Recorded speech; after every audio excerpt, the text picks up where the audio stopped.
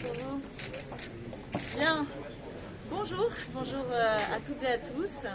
Je suis très heureuse d'être ici à Amiens, qui va être pendant 3 jours le cœur écologique de l'Union européenne.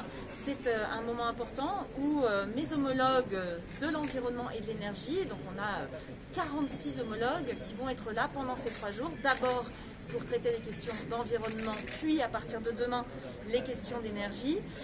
Qu'est-ce qu'on va faire ici? On va travailler à mettre en œuvre le Pacte vert. Le Pacte vert, c'est la grande réforme écologique de l'Union européenne qui vise tout simplement, dans les 10 ans, à faire en sorte que l'Europe soit prête à affronter les défis du changement climatique.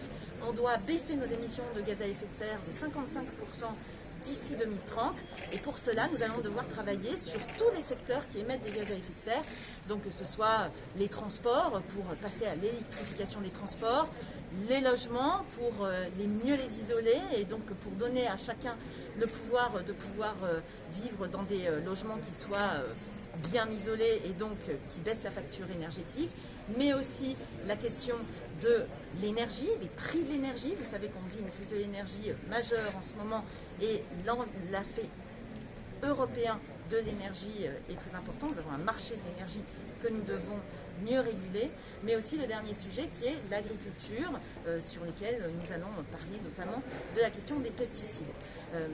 Aujourd'hui, nous allons plus spécifiquement traiter des questions de biodiversité qui sont extrêmement importantes. Elles sont complémentaires des questions climatiques. Donc des sujets comme la déforestation importée vont être évoqués, puisque nous ne pouvons pas, nous, avoir des règles que nous imposons au niveau européen et continuer par nos modes de fonctionnement à alimenter la déforestation en Amazonie ou dans les grandes forêts primaires d'Asie. Ce sera un sujet important. De la même manière, nous allons travailler sur les produits chimiques, sur les pesticides. Bref, les sujets ne manqueront pas au niveau de l'Union européenne pour que nous nous préparions à affronter tous les défis climatiques qui nous attendent.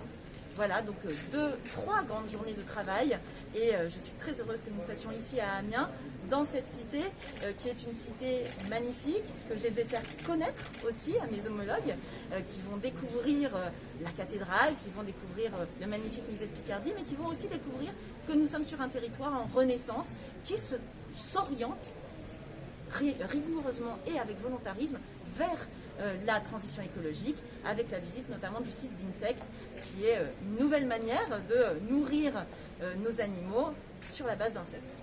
Voilà un petit peu le programme. Je suis maintenant à votre disposition pour répondre à vos questions. Vous allez discuter la taxonomie? Oui, bien sûr que ce sujet va être évoqué puisque c'est un sujet important. Nous avons besoin d'avoir des règles claires pour pouvoir aider les investisseurs privés à faire des choix qui sont des choix dans leurs investissements qui favorisent la transition écologique. Vous le savez, nous avons un texte de la Commission qui a été présenté, qui est un texte d'équilibre, de compromis, et évidemment, certains pays ont encore des points à voir sur la taxonomie, ça fera l'objet de discussions. Bien sûr, le but, il ne faut pas oublier que nous sommes dans une séquence informelle. Pourquoi on appelle ça une séquence informelle? C'est qu'il n'y a pas de négociation précise sur les textes, mais c'est très important d'avoir ces échanges avec les collègues pour pouvoir identifier quels sont les aspects sur lesquels on va avancer très vite et quels sont les points sur lesquels nous avons encore besoin de travailler. Donc ces échanges informels sont absolument essentiels si on veut avancer vite pour mettre en œuvre, finalement, c'est un objectif à 2030, donc c'est-à-dire dans 8 ans, il faut que dans 8 ans, on ait réussi à baisser nos émissions de gaz à effet de serre. Je peux vous dire que l'objectif est ambitieux, mais on va le tenir.